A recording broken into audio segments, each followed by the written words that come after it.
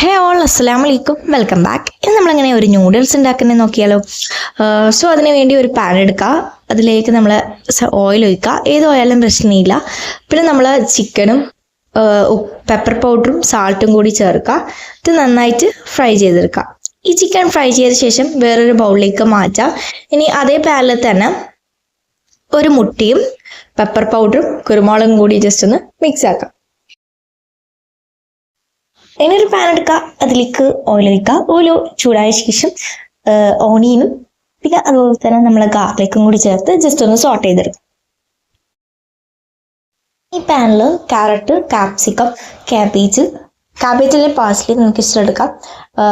ഇതെല്ലാം കൂടി ജസ്റ്റ് ഒന്ന് ഇട്ട് മിക്സ് ചെയ്യാം. ഇനി ഇതിലേക്ക് നമുക്ക് സോസാണ് ഇരിക്കേണ്ടത്.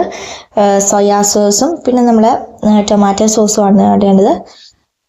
പിന്നെ നിങ്ങൾക്ക് കുരുമുളക് ഇടണമെങ്കിൽ ഇടാം. ഞാൻ ഓൾറെഡി ആഡ് ചെയ്തുകൊണ്ട് ഇട്ടിട്ടില്ല. നിങ്ങൾ എരിവിനനുസരിച്ച് ഇടാം.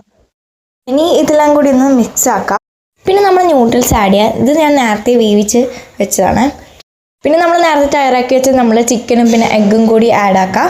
നന്നായിട്ട് മിക്സ് ചെയ്യുക.